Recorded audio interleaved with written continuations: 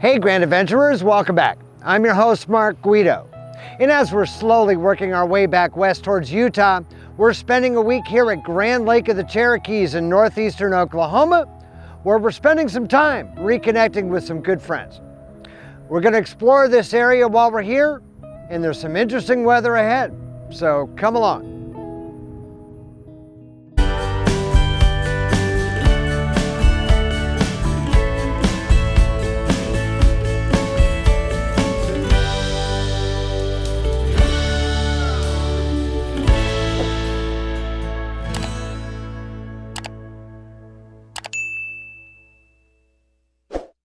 This episode of Grand Adventure is sponsored by eTrailer.com, where you'll find thousands of products for RVing, towing, camping, outdoor recreation, vehicles, boating, and more. Use the link down below in the video description to shop eTrailer with Grand Adventure. Located in the foothills of the Ozark Mountain Range, in far northeastern Oklahoma, Serpentine Grand Lake of the Cherokees is formed from three rivers: the Neosho River from Kansas, also known as the Grand River, and the Elk and Spring Rivers from Missouri. It's a massive lake with a surface area of nearly 42,000 acres and 1,300 miles of shoreline. Henry Holderman, a citizen of the Cherokee Nation of Oklahoma, first envisioned the Grand River as a source of hydroelectric power for the tribe. Even prior to Oklahoma statehood in 1907, Holderman began building political support for the project. Construction on the Pensacola Dam began in 1938 as a Works Progress Administration project. The dam was completed in March 1940, creating the lake behind it.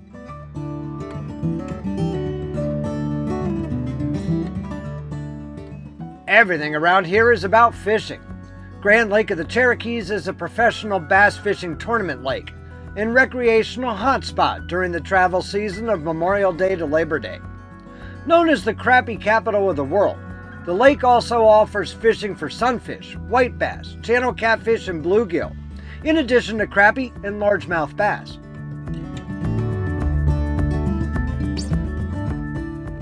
Of course, prior to Oklahoma statehood, Oklahoma was known as Indian Territory, when the largest town in the area today, Grove, was part of the Delaware District of the Cherokee Nation. The city was not incorporated until the 1890s. Grove was aided in 1900 by connection to the Arkansas and Oklahoma Railroad, later acquired by the St. Louis-San Francisco Railway. The city eventually lost its railroad connection in 1940. Grove was the only incorporated town in Delaware County by the time of Oklahoma statehood in 1907, and became the county seat, a role later relinquished to the more centrally located town of Jay. In recent years, Grove underwent a $3.7 million park project to attract fishing events to Grand Lake, including the 2013 and 2016 Bassmaster Classic. Much of the area's economy today centers on the recreation afforded by the lake. This part of Oklahoma is at the heart of Tornado Alley. Around here, some entire towns have been wiped right off the map and never fully rebuilt. Grove is only 36 miles as the crow flies, south-southwest of Joplin, Missouri, which was devastated by a massive multi-vortex tornado in 2011. We'll get settled into our state park campsite, right on the shoreline of Grand Lake, right after we take a brief moment for a message from our valued video sponsor, eTrailer. Whether you need products for your RV, boat, trailer, vehicle, hunting and fishing, off-roading, and more, our video sponsor eTrailer has you covered. Best of all, you'll find over 100 US-based enthusiast customer service reps ready to help via phone, chat, or email, both before and after the sale. These folks have used themselves the products that you're shopping for, and you won't find a more knowledgeable team anywhere to help you with your outdoor project. Click the link down below in the video description to shop eTrailer.com with Grand Adventure. One of the joys of RV travel is the ability to connect with friends all across the country. Such is our good fortune here, for this is where our westward journey crosses the southbound route of our Freds, Ed and Ann, of the YouTube channel Eddie at Large. There are 5 state parks on and near Grand Lake, and the 88-acre Bernice unit of Grand Lake State Park is perfect for our week-long rendezvous.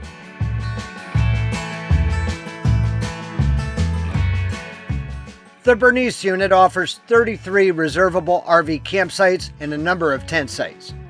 Our 50-amp full hookup waterfront campsites here each cost $30 per night midweek and $31 per night on weekends.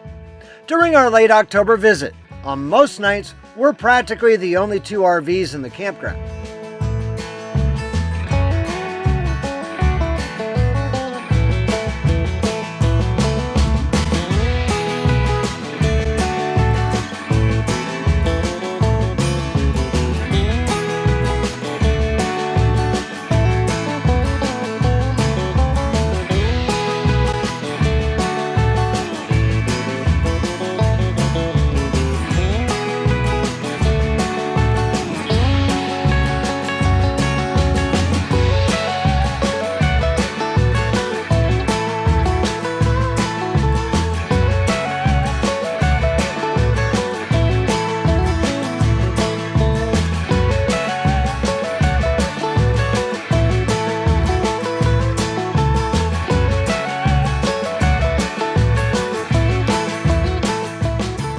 There are two comfort stations with hot showers located on either side of the park in a centrally located dump station. Those bathroom facilities will have to serve as our emergency shelter if the weather gets rough. The park also includes two playgrounds, a swimming beach, a wildlife feeding area, and two wildlife watchtowers, as well as a 1-mile paved walking and jogging path that is handicapped accessible. One truly unique feature to this campground is an excellent free nature center, just a short 200-yard walk from our campsite. Families are welcome to explore hands-on animal and wildlife exhibits, open from Wednesdays through Sundays, from 9 a.m. to 4 p.m. with a lunch hour break from noon to 1 p.m. Amanda, the center's affable curator, clearly loves her job and animals, including Bumper, who followed me around the center like a dog wanting to be pet.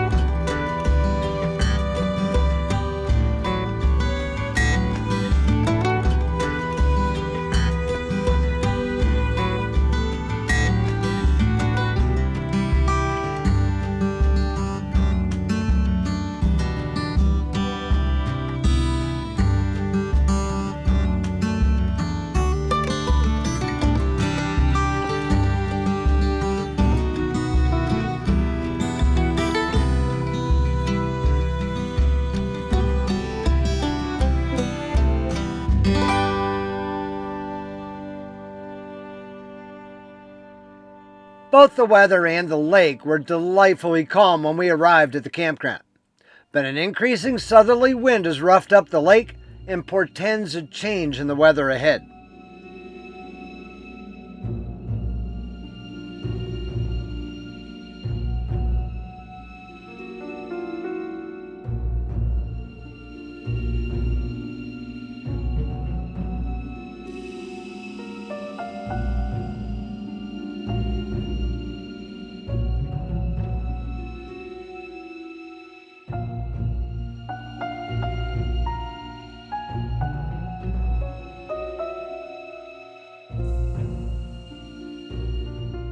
After dark, the front is on our doorstep, and we've been under a tornado watch, which just got upgraded to a tornado warning, as several tornado-indicated storm cells are now appearing on radar and heading our way. Tornado sirens can now be heard wailing in the distance.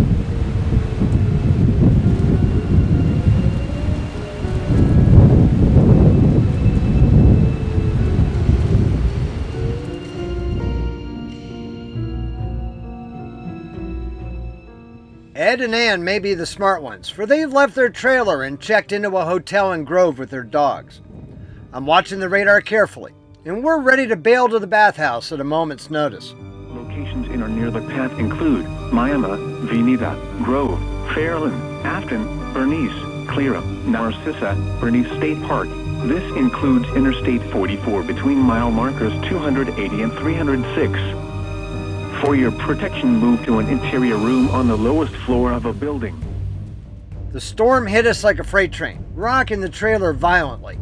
But we watched the confirmed tornado on the ground pass by us just a few close miles to the north. We hung in there and never evacuated. The next morning, it was like nothing ever happened at the lake. But something did indeed happen. This turned out to be the biggest tornado outbreak in the U.S. since May. And the tornado that passed by just to our north left a narrow but distinct path of destruction.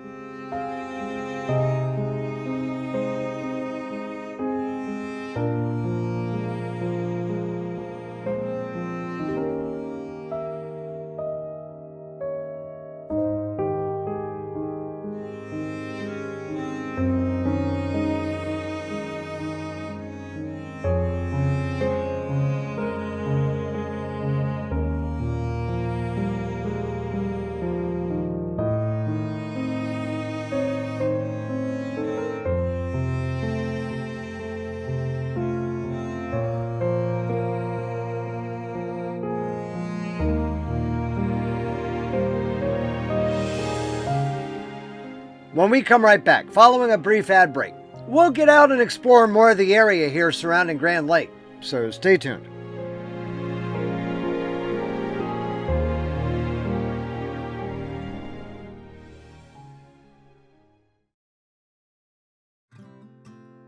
The Cherokee Nation spans 14 counties in the northeastern corner of Oklahoma.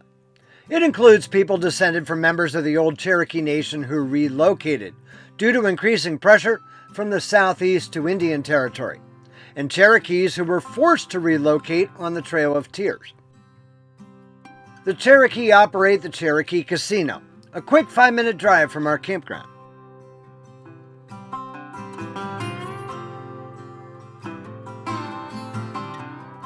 Grove is also home to the Grand Lake Casino, which was opened in 1988.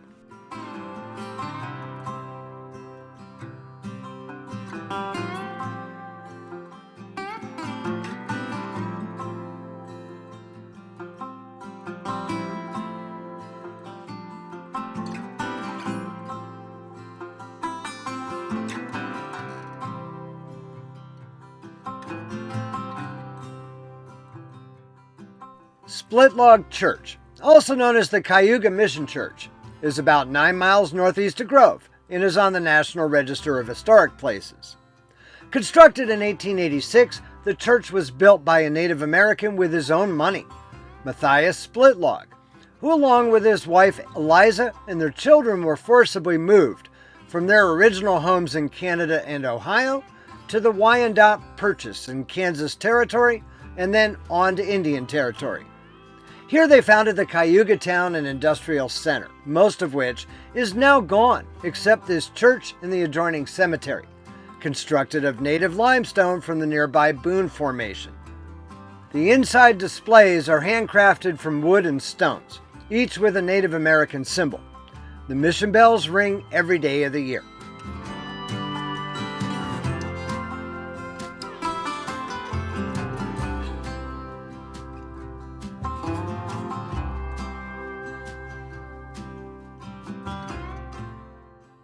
Jutting into the center of Grand Lake, immediately to the east of our campground, is a broad peninsula known as Monkey Island.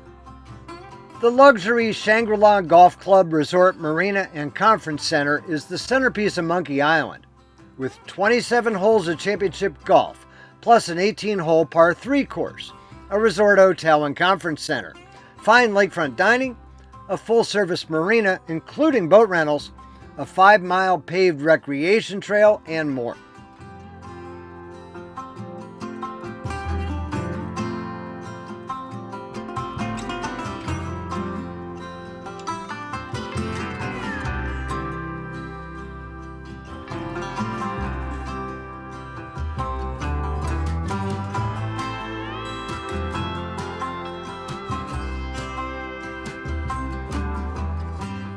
Something we didn't expect to find on Monkey Island is the Legacy of Liberty Memorial Park, an excellent free display that focuses on the service and wartime experiences of Americans from the heartland of America, with its center in Oklahoma.